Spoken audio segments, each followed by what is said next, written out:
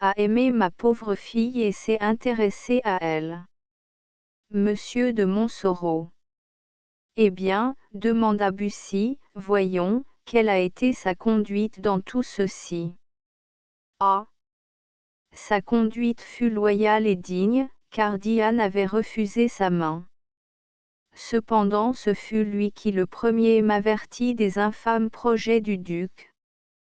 Ce fut lui qui m'indiqua le moyen de les faire échouer, il ne demandait qu'une chose pour sauver ma fille, et cela encore prouvait toute la noblesse et toute la droiture de son âme, il demandait, s'il parvenait à l'arracher des mains du duc, que je la lui donnasse en mariage, afin que, hélas, ma fille n'en sera pas moins perdue, lui, jeune, actif et entreprenant, put la défendre contre un puissant prince, ce que son pauvre père ne pouvait entreprendre.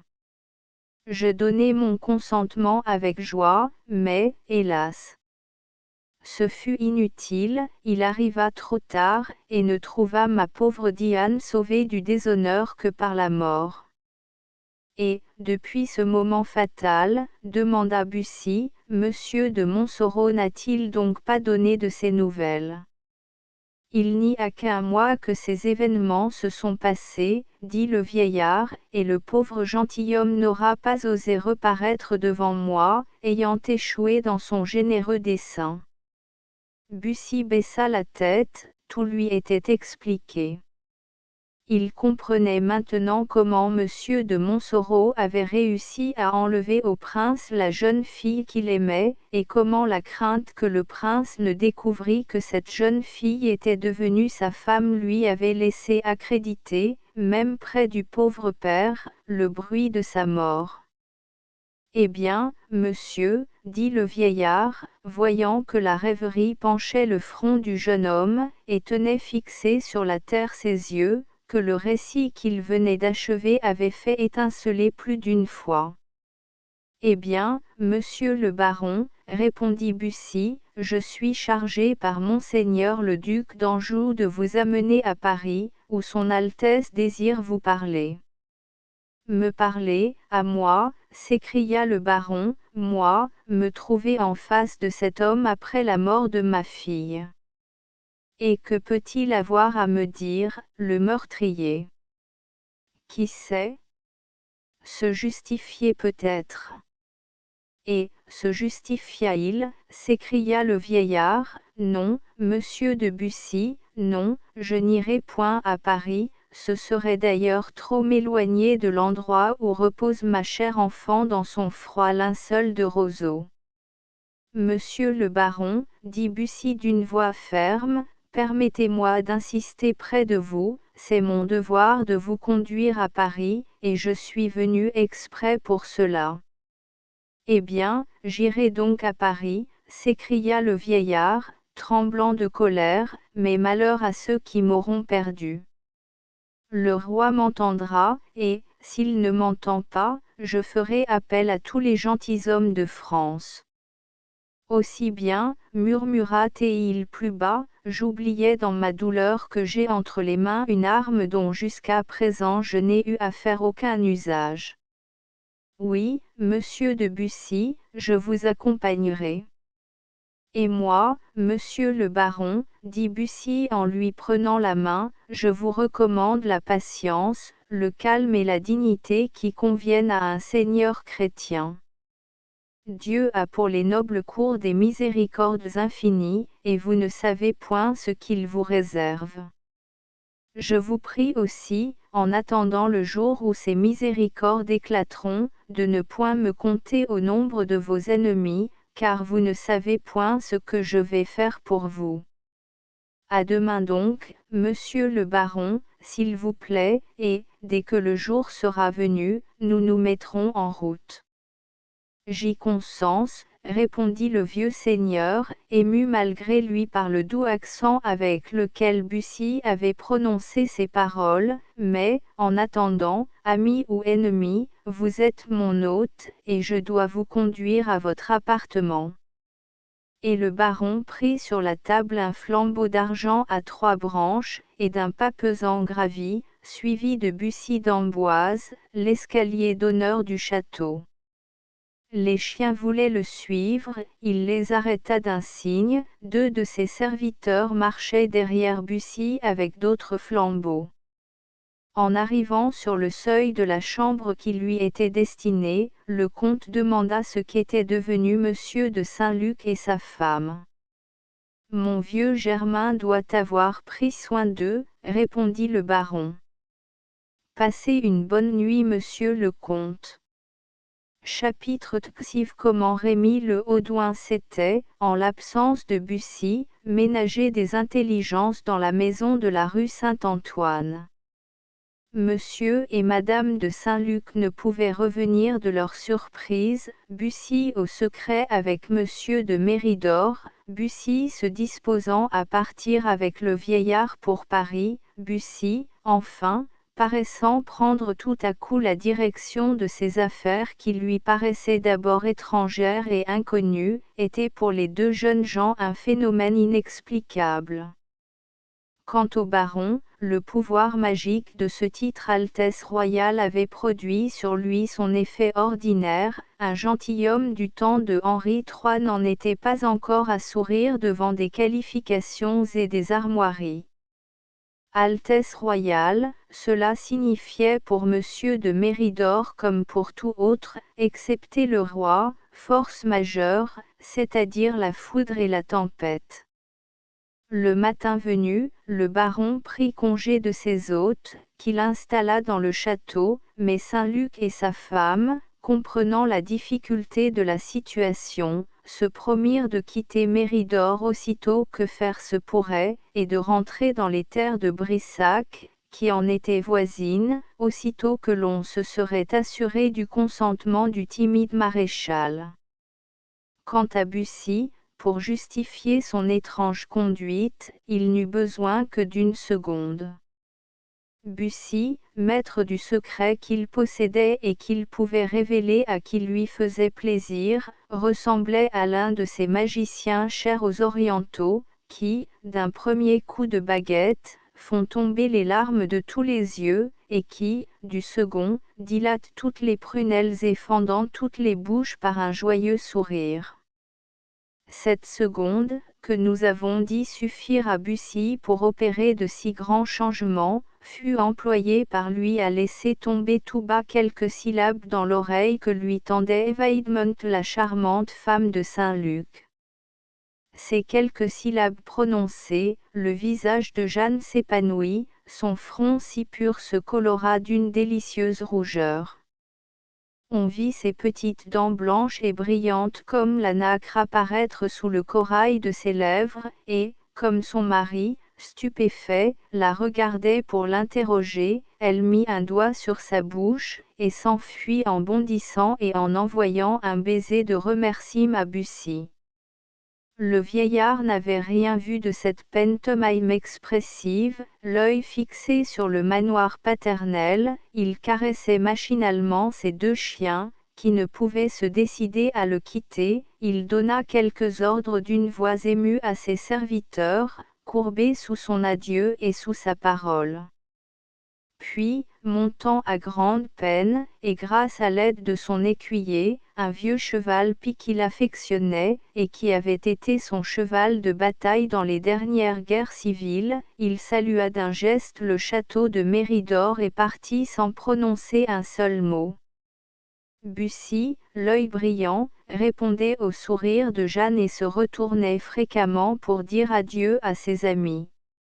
En le quittant, Jeanne lui avait dit tout bas, « Quel homme étrange faites-vous, Seigneur comte. Je vous avais promis que le bonheur vous attendait à Méridor, et c'est vous au contraire qui apportez à Méridor le bonheur qui s'en était envolé. De Méridor à Paris il y a loin, loin surtout pour un vieux baron criblé de coups d'épée et de mousquets reçus dans ces rudes guerres où les blessures étaient en proportion des guerriers.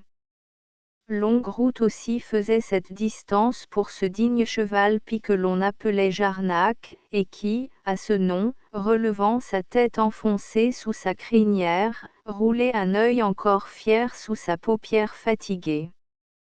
Une fois en route, Bussy se mit à l'étude. Cette étude était de captiver par ses soins et ses attentions de fils le cœur du vieillard dont il s'était d'abord attiré la haine, et sans doute il y réussit, car, le 6e jour au matin, en arrivant à Paris, Monsieur de Méridor dit à son compagnon de voyage ces paroles, qui peignaient tout le changement que le voyage avait amené dans son esprit. C'est singulier, comte, me voici plus près que jamais de mon malheur, et cependant je suis moins inquiet à l'arrivée que je ne l'étais au départ.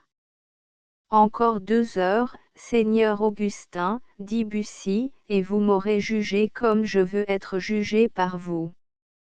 Les voyageurs entrèrent à Paris par le faubourg Saint-Marcel, éternelle entrée dont la préférence se conçoit à cette époque, parce que cet horrible quartier, un des plus laids de Paris, semblait le plus parisien de tous, grâce à ses nombreuses églises, à ses milliers de maisons pittoresques et à ses petits ponts sur des cloaques.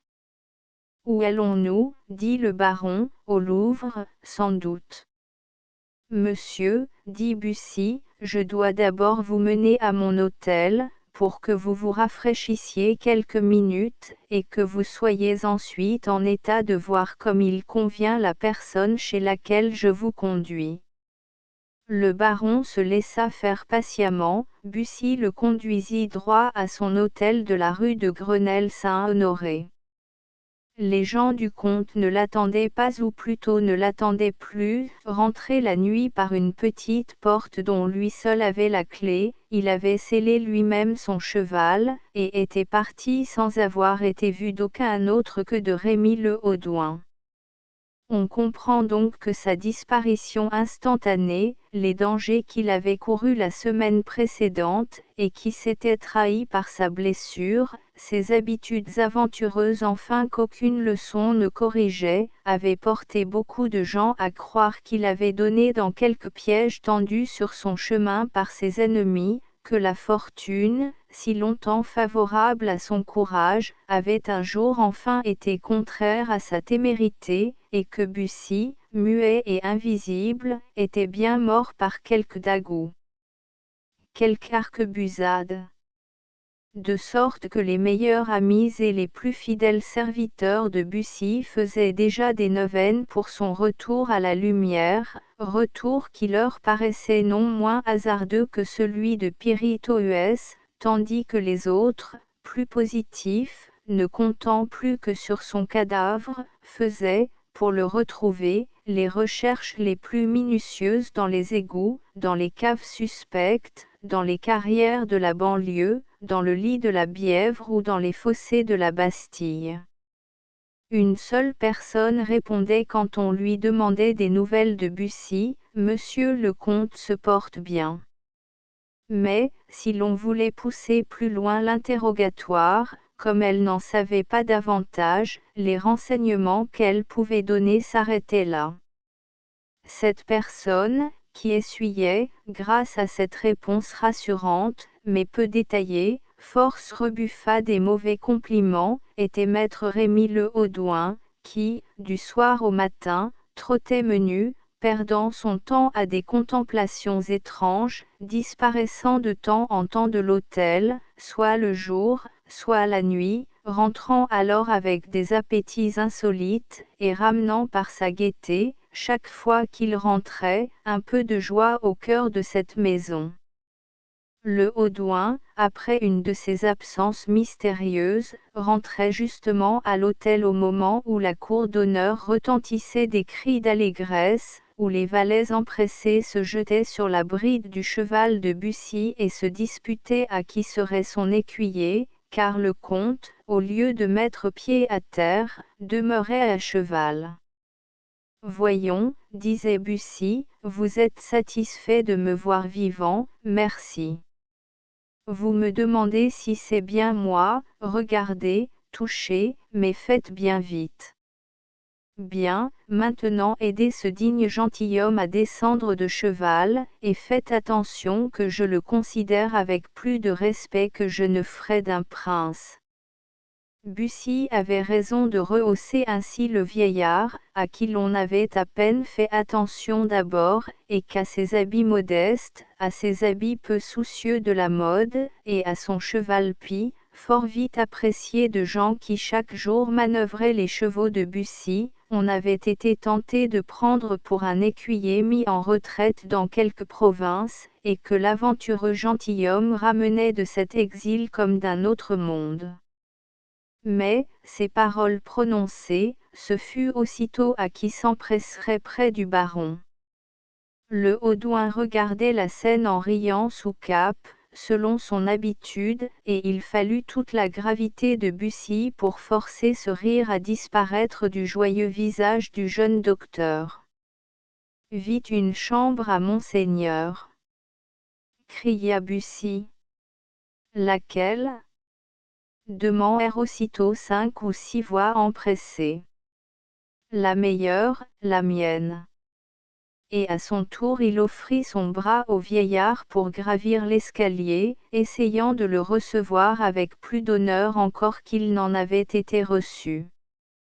Monsieur de Méridor se laissait aller à cette entraînante courtoisie sans volonté, comme on se laisse aller à la pente de certains rêves qui vous conduisent à ces pays fantastiques, royaumes de l'imagination et de la nuit.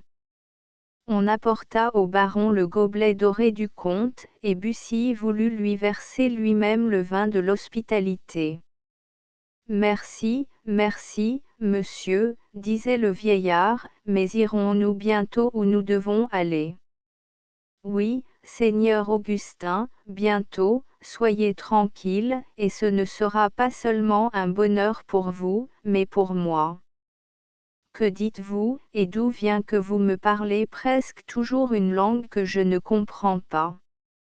Je dis, seigneur Augustin, que je vous ai parlé d'une providence miséricordieuse au grand cœur, et que nous approchons du moment où je vais, en votre nom, faire appel à cette providence.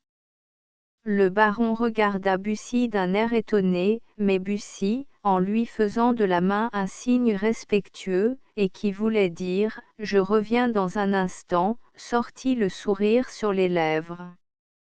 Comme il s'y attendait, le Haudouin était en sentinelle à la porte, il prit le jeune homme par le bras, et l'emmena dans un cabinet. « Eh bien, cher Hippocrate, demanda-t-il, où en sommes-nous ? » Où cela ? Parbleu.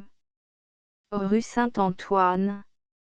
Monseigneur, nous en sommes à un point fort intéressant pour vous, je présume. À ceci, rien de nouveau. Bussy respira. Le mari n'est donc pas revenu, dit-il. Si fait, mais sans aucun succès. Il y a dans tout cela un père qui doit, à ce qu'il paraît, faire le dénouement, un Dieu qui, un matin ou l'autre, descendra dans une machine, de sorte qu'on attend ce père absent, ce Dieu inconnu. Bon, dit Bussy, mais comment sais-tu tout cela ?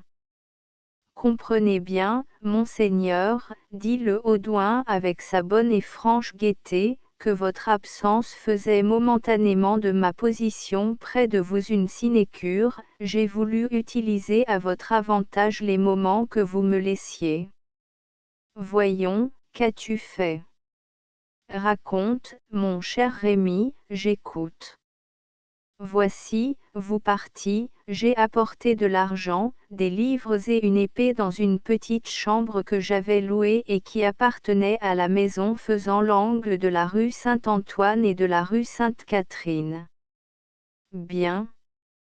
De là je pouvais voir, depuis ses soupiraux jusqu'à ses cheminées, la maison que vous connaissez. Fort bien. À peine en possession de ma chambre, je me suis installé à une fenêtre. Excellent. Oui, mais il y avait néanmoins un inconvénient à cette excellence-là.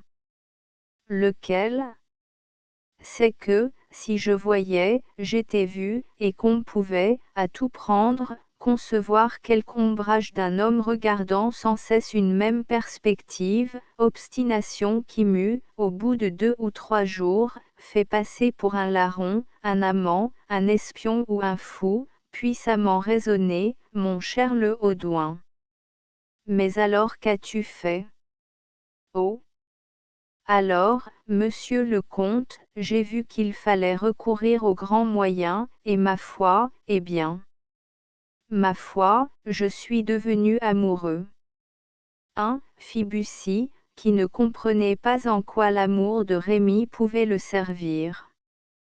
C'est comme j'ai l'honneur de vous le dire, répéta gravement le jeune docteur, amoureux, très amoureux, amoureux fou. De qui? De Gertrude. De Gertrude, la suivante de Madame de Montsoreau. Et? Oui, mon Dieu. De Gertrude, la suivante de Madame de Montsoreau. Que voulez-vous, monseigneur? Je ne suis pas un gentilhomme, moi, pour devenir amoureux des maîtresses, je suis un pauvre petit médecin, sans autre pratique qu'un client qui, je l'espère, ne me donnera plus que de loin en loin de la besogne, et il faut bien que je fasse mes expériences in anima vili, comme nous disons en Sorbonne. Pauvre Rémy, dit Bussy, crois bien que j'apprécie ton dévouement, va. Et? Monseigneur, répondit le Haudouin, je ne suis pas si forte à plaindre, après tout, Gertrude est un beau brin de fille qui a 2 pouces de plus que moi et qui me lèverait à bras tendus en me tenant par le collet de mon habit, ce qui tient chez elle à un grand développement des muscles du biceps et du deltoïde. Cela me donne pour elle une vénération qui la flatte, et, comme je lui cède toujours, nous ne nous disputons jamais, puis elle a un talent précieux. Lequel, mon pauvre Rémy? Elle raconte merveilleusement. Ah! Vraiment? Oui, de sorte que par elle je sais tout ce qui se passe chez sa maîtresse. Hein? Que dites-vous? J'ai pensé que cela ne vous serait pas désagréable d'avoir des intelligences dans la maison. Le Haudouin, tu es un bon génie que le hasard ou plutôt la providence a mis sur ma route, alors, tu en es avec Gertrude dans des termes, puella me diligis, répondit le Haudouin en se balançant avec une fatuité affectée. Et tu es reçu dans la maison? Hier soir, j'y ai fait mon entrée, à minuit, sur la pointe du pied, par la fameuse porte à guichet que vous savez. Et comment es-tu arrivé à ce bonheur? Mais assez naturellement, je dois le dire. Eh bien, dis. Le surlendemain de votre départ, le lendemain du jour de mon installation dans la petite chambre, j'ai attendu à la porte que la dame de mes futures pensées sortît pour aller aux provisions, soin dont elle se préoccupe, je dois l'avouer, tous les jours de 8h à 9h du matin. À 8h10 je l'ai vue paraître, aussitôt je suis descendu de mon observatoire, et j'ai été me placer sur sa route. Et elle t'a reconnu.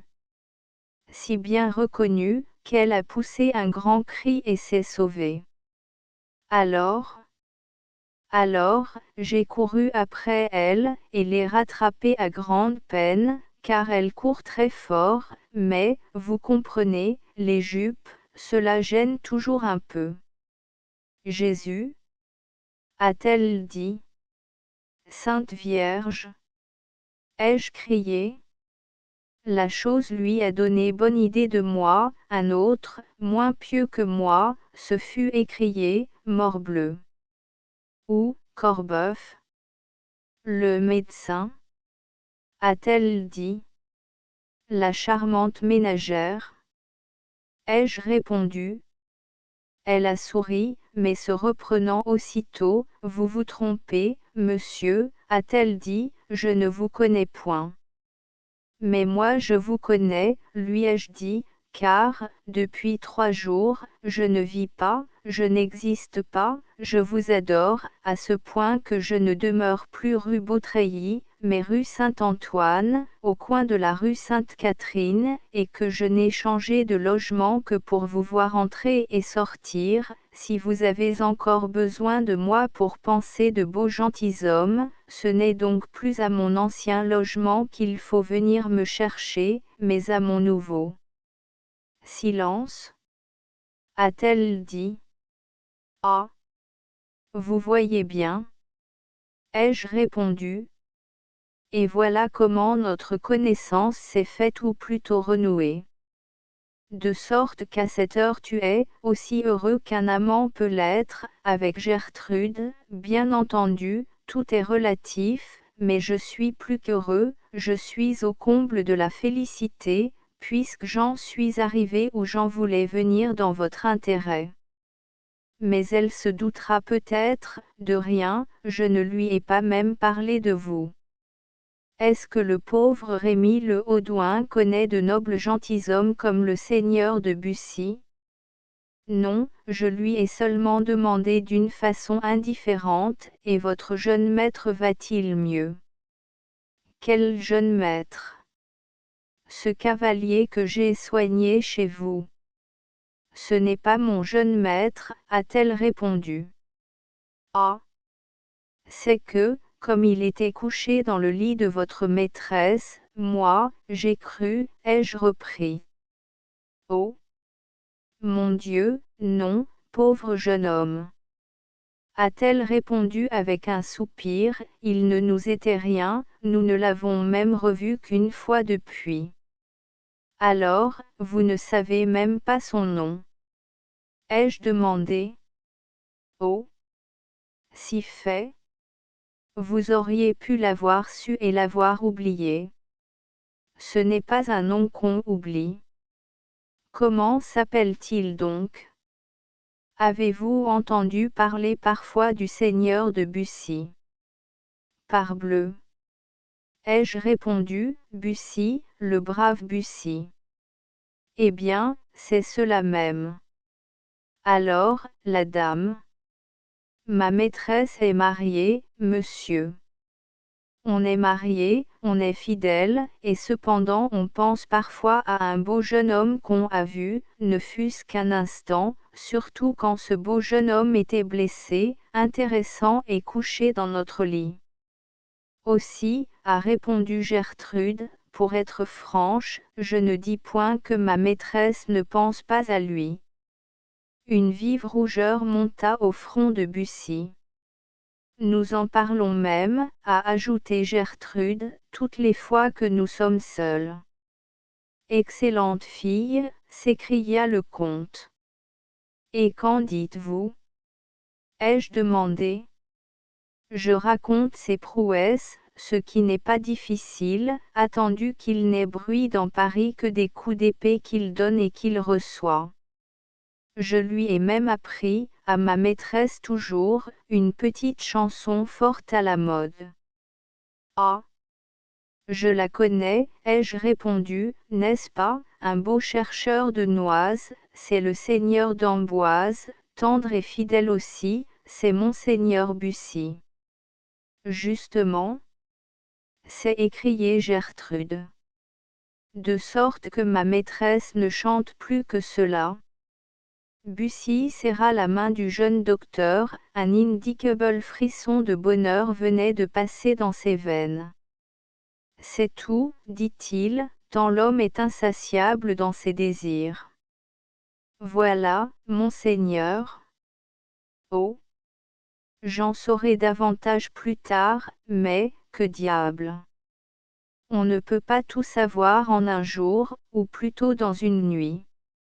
Chapitre XXV. Le père et la fille. Le rapport de Rémy faisait Bussy bien heureux, en effet, il lui apprenait 2 choses, d'abord que M. de Montsoreau était toujours autant haï, et que lui, Bussy, était déjà plus aimé. Et puis, cette bonne amitié du jeune homme pour lui réjouissait le cœur. Il y a dans tous les sentiments qui viennent du ciel un épanouissement de tout notre être qui semble doubler nos facultés. On se sent heureux, parce qu'on se sent bon.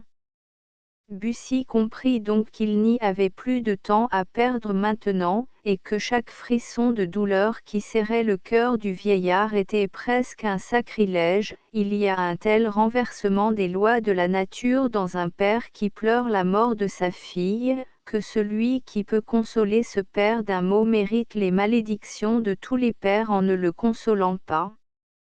En descendant dans la cour, Monsieur de Méridor trouva un cheval frais que Bussy avait fait préparer pour lui. Un autre cheval attendait Bussy, tous deux se mirent en selle et partirent, accompagnés de Rémy.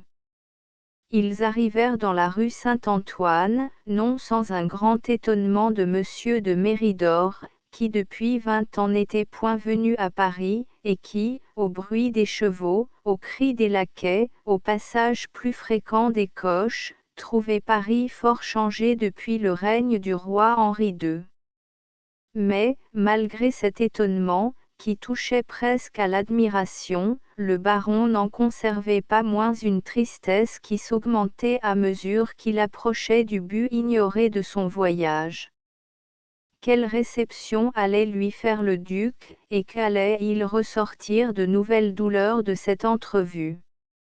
Puis, de temps en temps, en regardant avec étonnement Bussy, il se demandait par quel étrange abandon il en était venu à suivre presque aveuglément ce gentilhomme d'un prince auquel il devait tous ses malheurs. N'eût-il pas bien plutôt été de sa dignité de braver le duc d'Anjou, et, au lieu d'accompagner ainsi Bussy où il lui plairait de le conduire, d'aller droit au Louvre se jeter aux genoux du roi? Que pouvait lui dire le prince? En quoi pouvait-il le consoler? N'était-il point de ceux-là qui appliquent des paroles dorées comme un baume momentané sur les blessures qui l'ont faites, mais on n'est pas plutôt hors de leur présence que la blessure saigne plus vive et plus douloureuse qu'auparavant? On arriva ainsi à la rue Saint-Paul. Bussy, comme un capitaine habile, s'était fait précéder par Rémy, lequel avait ordre d'éclairer le chemin et de préparer les voies d'introduction dans la place. Ce dernier s'adressa à Gertrude, et revint dire à son patron que nul feutre, nulle rapière, n'embarrassait l'allée, l'escalier ou le corridor qui conduisait à la chambre de Madame de Montsoreau.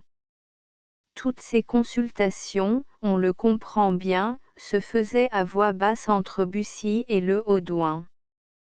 Pendant ce temps, le baron regardait avec étonnement autour de lui.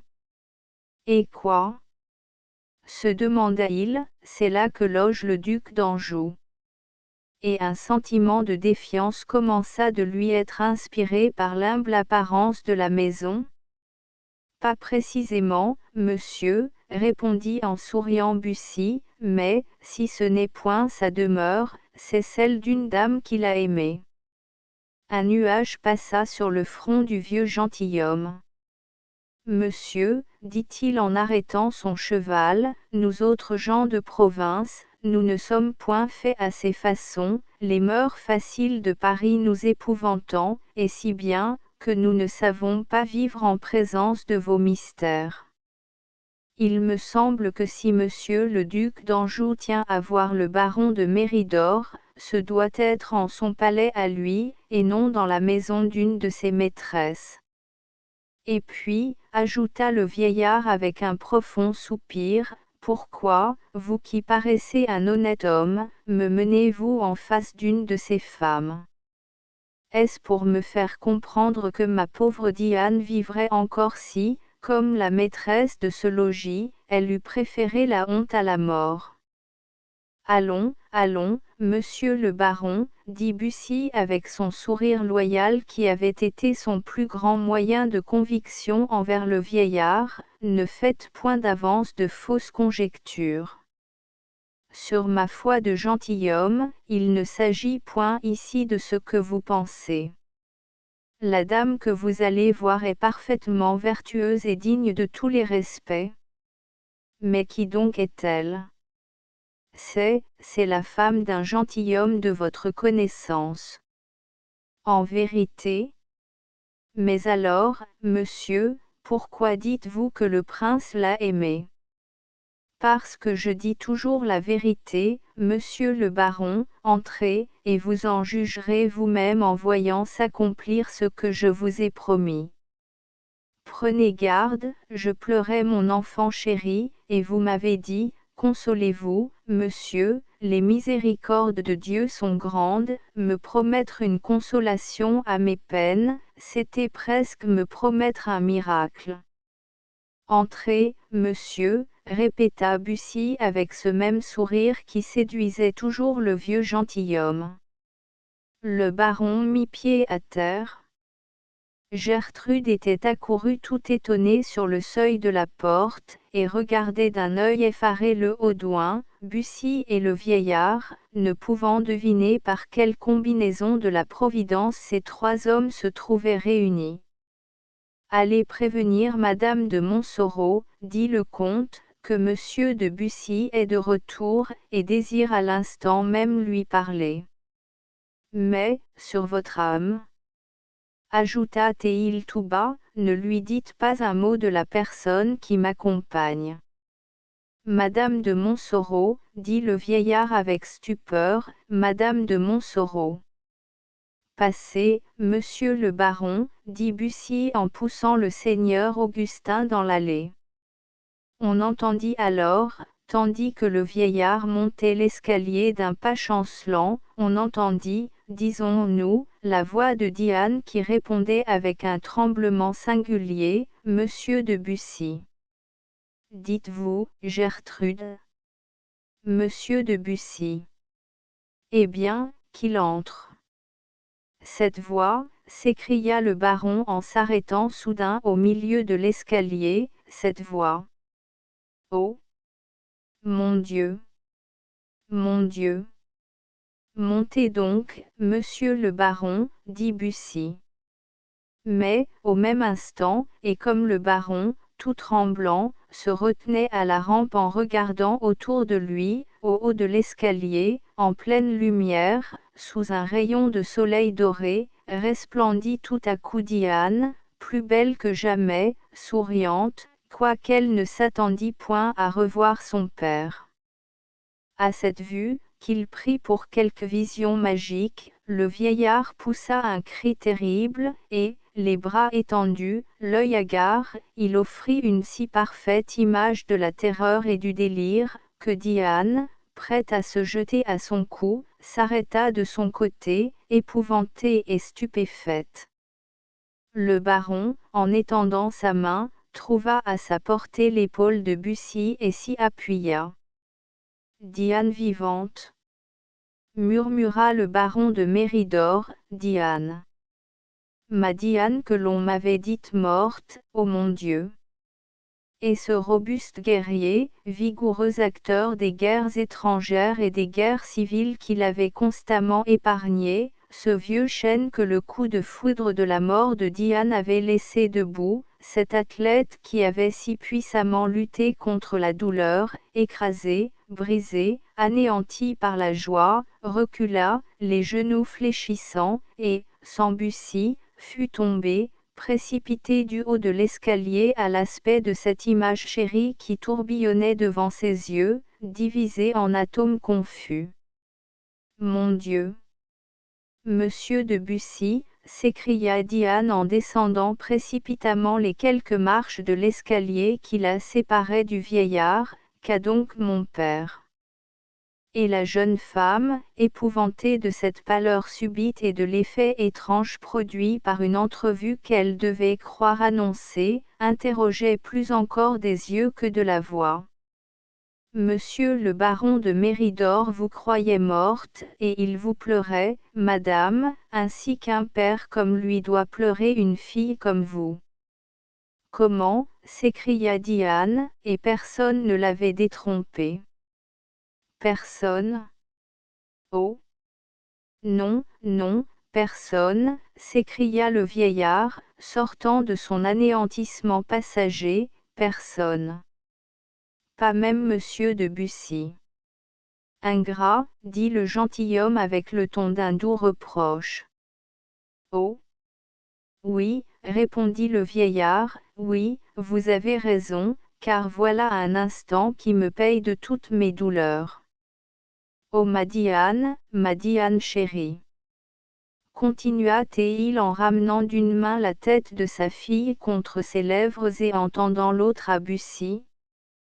Puis, tout à coup, redressant la tête comme si un souvenir douloureux ou une crainte nouvelle se fût glissé jusqu'à son cœur malgré l'armure de joie, si l'on peut s'exprimer ainsi, qui venait de l'envelopper, mais que me disiez-vous donc, seigneur de Bussy, que j'allais voir madame de Montsoreau?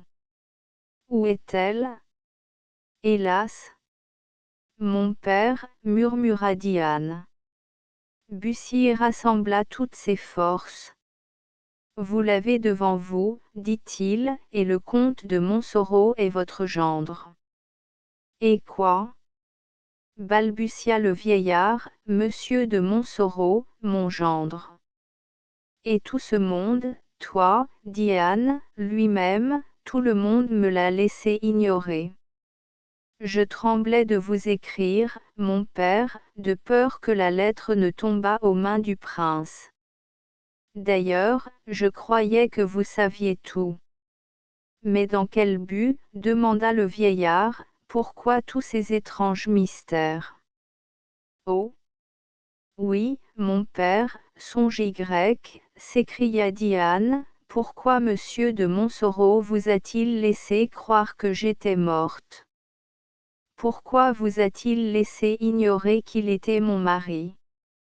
Le baron, tremblant comme s'il eût craint de porter sa vue jusqu'au fond de ces ténèbres, interrogeait timidement du regard les yeux étincelants de sa fille et l'intelligente mélancolie de Bussy. Pendant tout ce temps, on n'avait pas à pas gagné le salon. Monsieur de Montsoreau, mon gendre, balbutiait toujours le baron de Méridor anéanti. Cela ne peut vous étonner, répondit Diane avec le ton d'un doux reproche, ne m'avez-vous pas ordonné de l'épouser, mon père? Oui, s'il te sauvait. Eh bien, il m'a sauvé, dit sourdement Diane en tombant sur un siège placé près de son prie-dieu. Il m'a sauvé, pas du malheur, mais de la honte du moins. Alors, pourquoi m'a-t-il laissé croire à ta mort, moi qui pleurais si amèrement? Répéta le vieillard.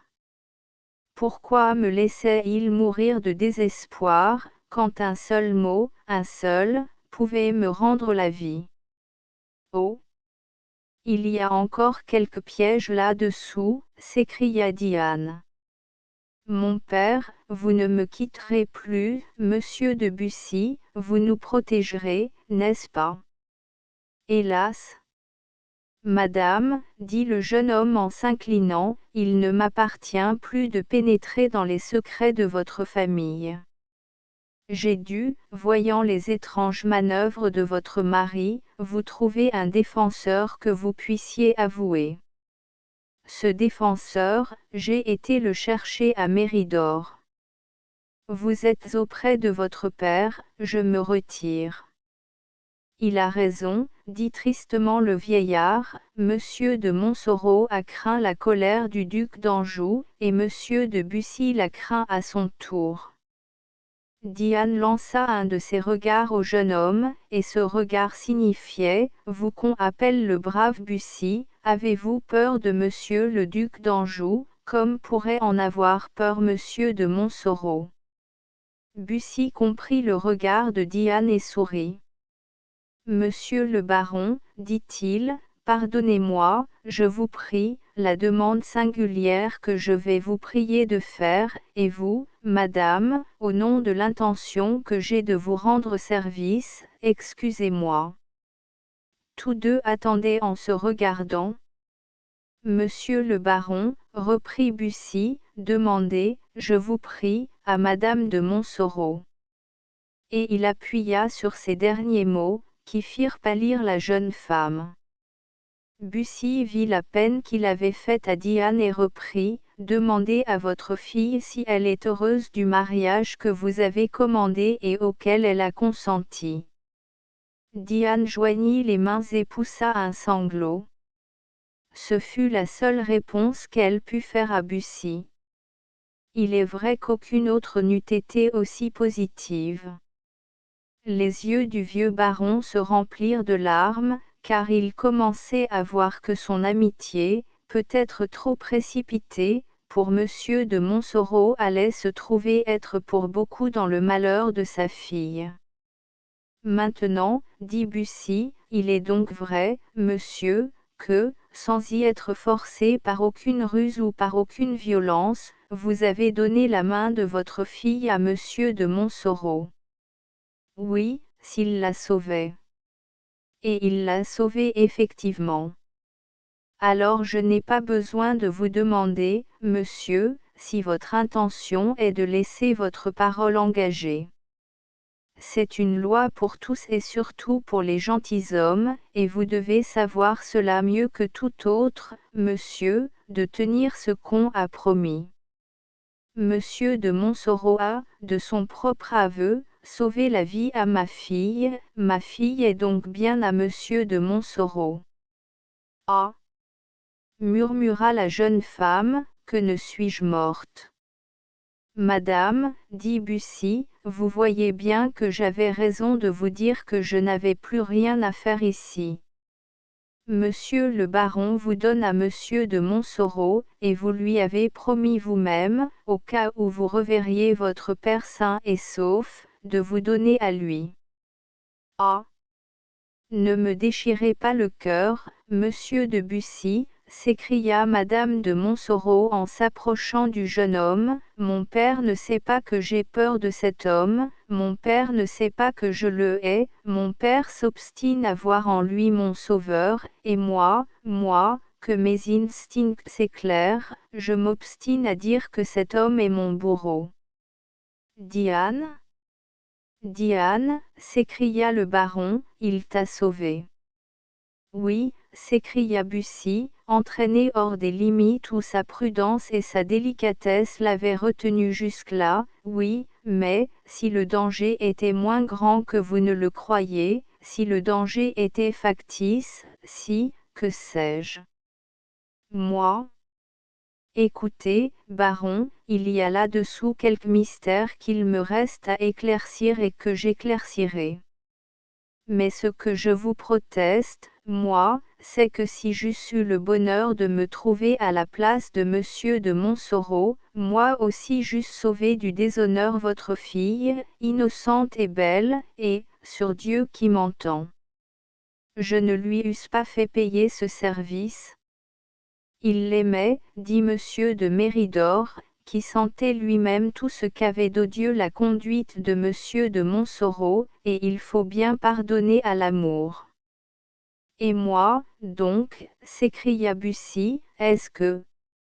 Mais, effrayé de cet éclat qui allait malgré lui s'échapper de son cœur, Bussy s'arrêta, et ce fut l'éclair qui jaillit de ses yeux qui acheva la phrase interrompue sur ses lèvres.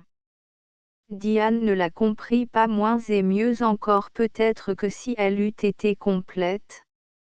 Eh bien, dit-elle en rougissant, vous m'avez comprise, n'est-ce pas? Eh bien, mon ami, mon frère, vous avez réclamé ces 2 titres, et je vous les donne, eh bien, mon ami, eh bien, mon frère, pouvez-vous quelque chose pour moi? Mais le duc d'Anjou. Le duc d'Anjou, murmura le vieillard, qui voyait toujours la foudre qui le menaçait gronder dans la colère de l'Altesse royale. Je ne suis pas de ceux qui craignent les colères des princes, Seigneur Augustin, répondit le jeune homme, et je me trompe fort, ou nous n'avons point cette colère à redouter, si vous le voulez, Monsieur de Méridor, je vous ferai, moi, tellement ami du prince, que c'est lui qui vous protégera contre Monsieur de Montsoreau, de qui vous vient, croyez-moi, le véritable danger, danger inconnu, mais certain, invisible, mais peut-être inévitable. Mais, si le duc apprend que Diane est vivante, tout est perdu, dit le vieillard. Allons, dit Bussy, je vois bien que, quoi que j'aie pu vous dire, vous croyez monsieur de Montsoreau avant moi et plus que moi. N'en parlons plus, repoussez mon offre, monsieur le baron, repoussez le secours tout-puissant que j'appelais à votre aide, jetez-vous dans les bras de l'homme qui a si bien justifié votre confiance, je vous l'ai dit, j'ai accompli ma tâche, je n'ai plus rien à faire ici. Adieu, Seigneur Augustin, adieu madame, vous ne me verrez plus, je me retire, adieu. Oh, s'écria Diane en saisissant la main du jeune homme, m'avez-vous vu faiblir un instant, moi? M'avez-vous vu revenir à lui? Non. Je vous le demande à genoux, ne m'abandonnez pas, monsieur de Bussy, ne m'abandonnez pas. Bussy serra les belles mains suppliantes de Diane, et toute sa colère tomba comme tombe cette neige que fond à la crête des montagnes le chaud sourire du soleil de mai. Puisqu'il en est ainsi, dit Bussy, à la bonne heure, madame, oui, j'accepte la mission sainte que vous me confiez, et, avant 3 jours, car il me faut le temps de rejoindre le prince, qui est, dit-on, en pèlerinage à Chartres avec le roi, avant 3 jours vous verrez du nouveau, ou j'y perdrai mon nom de Bussy. Et, s'approchant d'elle avec une ivresse qui embrasait à la fois son souffle et son regard, nous sommes alliés contre le Montsoreau, lui dit-il tout bas, rappelez-vous que ce n'est pas lui qui vous a ramené votre père, et ne me soyez point perfide. Et, serrant une dernière fois la main du baron, il s'élança hors de l'appartement. Fin de la première partie. End of Project Gutenberg S. La Dame de Montsoreau v.1, by Alexandre Dumas. Astérisque astérisque astérisque End of the Project Gutenberg ebook La Dame de Montsoreau tome 1 astérisque astérisque astérisque Updated editions will replace the previous one. The all editions will be renamed. Creating the works from print editions not protected by US copyright law means that no one owns the United States copyright in these works, so the Foundation, and you, can copy and distribute it in the United States without permission and without paying copyright royalty. Special rule, set forth in the general terms of use part of this license, apply to copying and distributing Project Gutenberg symbol marque commercial electronic works to protect the Project Gutenberg symbol marque commercial concept and trademark. Project Gutenberg is a registered trademark, and may not be used if you charge for an e-book, except by following the terms of the trademark license, including paying royalty for use of the Project Gutenberg trademark. If you do not charge anything for copy of this e-book, complying with the trademark license is very easy. You may use this ebook for nearly any purpose such as creation of derivative works, report, performance and research. Project Gutenberg ebooks may be modified and printed and given away. You may do practically anything in the United States with ebooks not protected by US copyright law. Redistribution is subject to the trademark license, especially commercial redistribution. Start, full license. The full Project Gutenberg license. Please read this before you distribute or use this work to protect the Project Gutenberg symbol marque commercial mission of promoting the free distribution of electronic works. By using or distributing this work, or any other work associated in any way with the phrase Project Gutenberg, you agree to comply with all the terms of the full Project Gutenberg symbol marque commerciale licence available with this file or online at www.gutenberg.org/licence. Section 1. General Terms of Use and Redistributing Project Gutenberg symbol marque commerciale électronique works. By reading or using any part of this Project Gutenberg symbol marque commerciale électronique work, you indicate that you have read, understand, agree to and accept all the terms of this license and intellectual property, trademark / copyright, agreement. If you do not agree to abide by all the terms of this agreement, you must cease using and return or destroy all copy of Project Gutenberg symbol marque commerciale électronique works in your possession.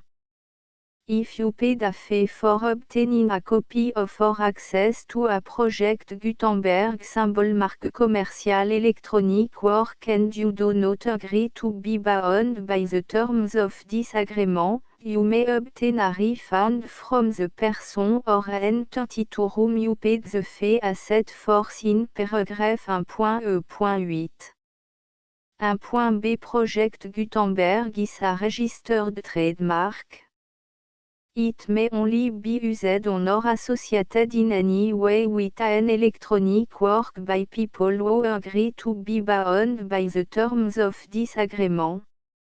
There are a few things that you can do with most Project Gutenberg symbol marque commerciale électronique works even without complying with the full terms of this agreement. See paragraph 1.c below. There are a lot of things you can do with Project Gutenberg symbol marque commerciale électronique works if you follow the terms of this agreement and help preserve free future access to Project Gutenberg symbol marque commerciale électronique works. See paragraph 1.e below. 1.c. The Project Gutenberg Literary Archive Foundation, the Foundation or PGLAF, owns a compilation copyright in the collection of Project Gutenberg symbol marque commerciale électronique works. Nearly all the individual works in the collection are in the public domain in the United States. If an individual work is unprotected by copyright law in the United States and you are located in the United States, we do not claim a right to prevent you from copying, distributing, performing, displaying or creating derivative works based on the work alone as all references to Project Gutenberg are removed. Of course, we hope that you will support the Project Gutenberg symbol marque commerciale mission of promoting free access to electronic works by freely sharing Project Gutenberg symbol marque commerciale works in compliance with the terms of this agreement for keeping the Project Gutenberg symbol marque commerciale name associated with the work. You can easily comply with the terms of this agreement by keeping this work in the same format with its attached full Project Gutenberg symbol marque commerciale license when you share it without charge with others. 1.d. The copyright laws of the place where you are located also govern what you can do with this work. Copyright laws in most countries are in a constant state of change. If you are outside the United States, check the laws of your country in addition to the terms of this agreement before downloading, copying, displaying, performing, distributing or creating derivative works based on this work or any other Project Gutenberg symbol marque commercial work. The Foundation makes no representations concerning the copyright status of any work in any country other than the United States. Unless you have removed all references to Project Gutenberg. 1.1.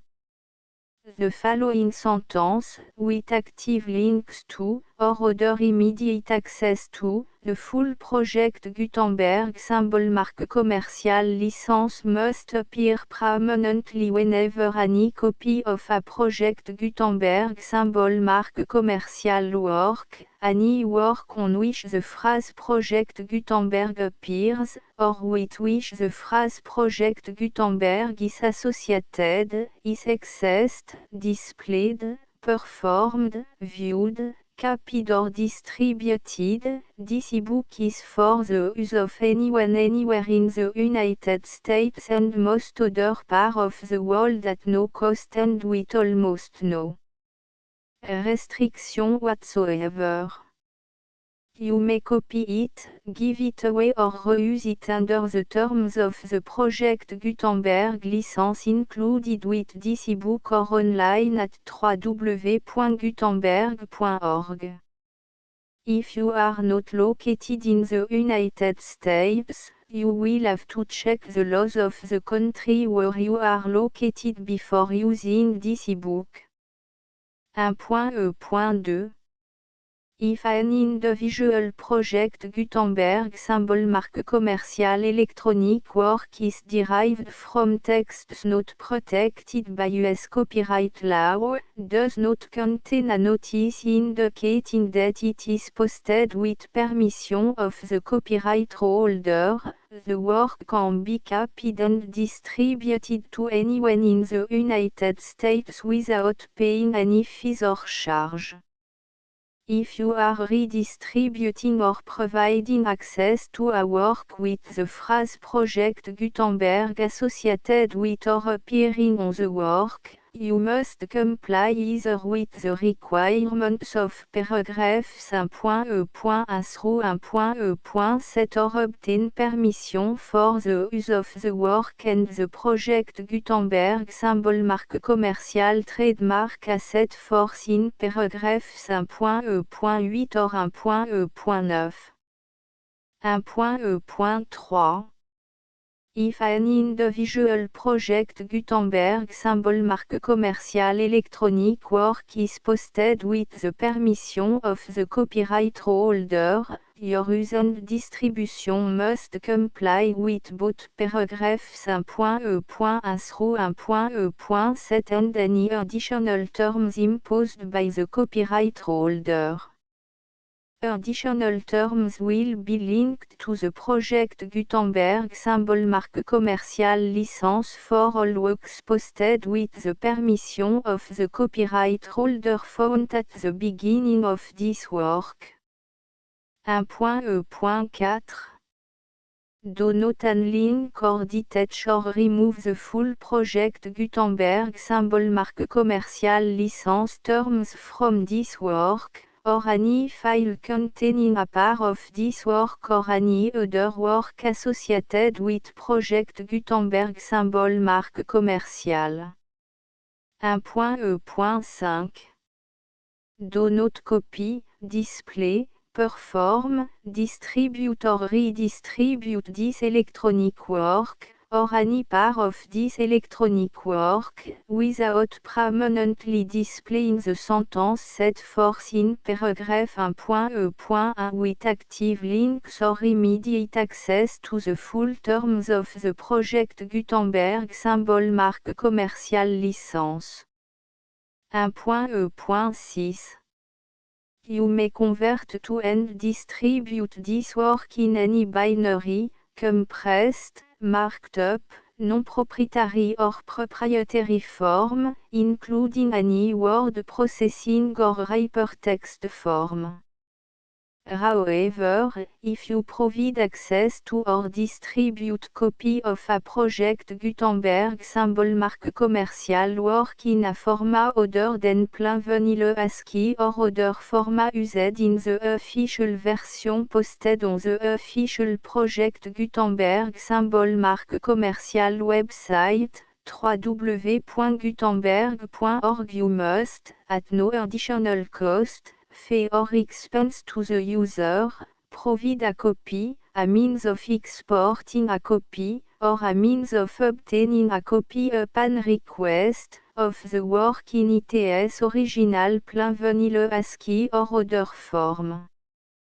Any alternate format must include the full project Gutenberg symbol marque commercial licence as specified in paragraph 1.e.1. 1.e.7.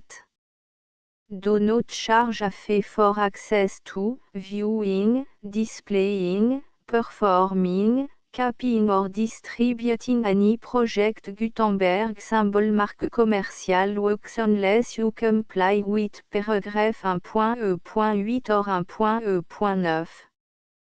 1.e.8. You may charge a reasonable fee for copy of or providing access to or distributing project Gutenberg symbol marque commercial electronic works provided that you pay a royalty fee of 20% of the gross profit you derive from the use of project Gutenberg symbol marque commercial works calculated using the method you already use to calculate your applicable tax. The fee is owed to the owner of the project Gutenberg symbol marque commercial trademark, BU et HAS agreed to donate royalty under this paragraph to the project Gutenberg Literary Archive Foundation. Royalty payment must be paid within 60 days following each date on which you prepare, or are legally required to prepare, your periodic tax returns. Royalty payment should be clearly marked association to the project Gutenberg Literary Archive Foundation at the address specified in section 4, Information about donation to the project Gutenberg Literary Archive Foundation. You provide a full refund of any money paid by a user who notifies you in writing, or by email, within 30 days of receipt that et does not agree to the terms of the full project Gutenberg symbol marque commercial license.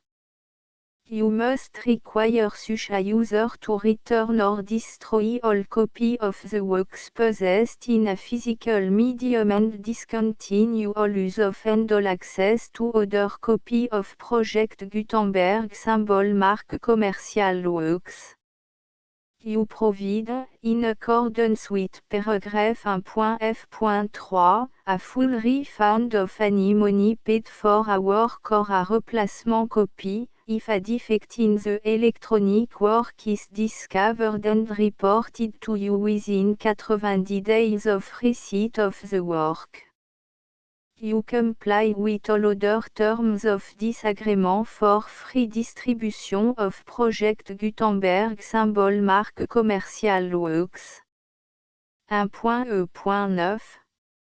If you wish to charge a fee or distribute a project Gutenberg symbol marque commercial electronic work or group of works on different terms than are set forth in this agreement, you must obtain permission in writing from the project Gutenberg Literary Archive Foundation, the manager of the project Gutenberg symbol marque commercial trademark. Contact the Foundation à set forth in section 3 below. 1.f1.f.1 Project Gutenberg volunteers and employees expend considerable effort to identify, do copyright research on, transcribe and proofread works not protected by US copyright law in creating the project Gutenberg symbol marque commercial collection. despite these efforts, Project Gutenberg symbol marque commercial Electronic Works, and the medium on which they may be stored, may contain defects such as, but not limited to, incomplete, inaccurate or corrupt data, transcription errors, a copyright or other intellectual property infringement, a defective or damaged disk or other medium, a computer virus, or computer code that damage or cannot be read by your equipment. 1.f.2 Limited warranty, disclaimer of damage, except for the right of replacement or refund described in paragraph 1.f.3, the Project Gutenberg Literary Archive Foundation, the owner of the Project Gutenberg symbol mark commercial trademark, and any other party distributing a Project Gutenberg symbol mark commercial electronic work under this agreement, disclaim all liability to you for damages, costs and expenses, including legal fees. You agree that you have no remedy for negligence, strict liability, breach of warranty or breach of contract except those provided in paragraph 1.f.3. You agree that the Foundation, the trademark owner, and any distributor under this agreement will not be liable to you for actual, direct, indirect, consequential, punitive or incidental damages even if you give notice of the possibility of such damage. 1.f.3 Limited right of replacement or refund, if you discover a defect in this electronic work within 90 days of receiving it, you can receive a refund of the money, if any, you paid for it by sending a written explanation to the person you received the work from. If you received the work on a physical medium, you must return the medium with your written explanation. The person or entity that provided you with the defective work may elect to provide a replacement copy in lieu of a refund. If you received the work electronically, the person or entity providing it to you may choose to give you a second opportunity to receive the work electronically in lieu of a refund. If the second copy is also defective, you may demand a refund in writing without further opportunities to fix the problem. 1.f.4 Except for the limited right of replacement or refund set forth in paragraph 1.f.3, this work is provided to you as, with no other warranties of any kind, express or implied, including but not limited to warranties of merchantability or fitness for any purpose. 1.f.5 Some states do not allow disclaimers of certain implied warranties or the exclusion or limitation of certain types of damages. If any disclaimer or limitation set forth in this agreement violates the law of the state applicable to this agreement, the agreement shall be interpreted to make the maximum disclaimer or limitation permitted by the applicable state law. The invalidity or unenforceability of any provision of this agreement shall not void the remaining provision. 1.f.6 Indemnity, you agree to indemnify and hold the Foundation, the trademark owner, any agent or employee of the Foundation, anyone providing copy of Project Gutenberg symbol marque commercial electronic works in accordance with this agreement, and any volunteers associated with the production, Promotion and distribution of Project Gutenberg symbol marque commerciale Electronic Works, harmless from all liability, costs and expenses, including legal fees, that arise directly or indirectly from any of the following which you do or cause to occur. A. Distribution of this or any Project Gutenberg symbol marque commerciale work. B. Alteration, modification, or addition or deletions to any Project Gutenberg symbol marque commerciale work. And C. Any defective cause. Section 2.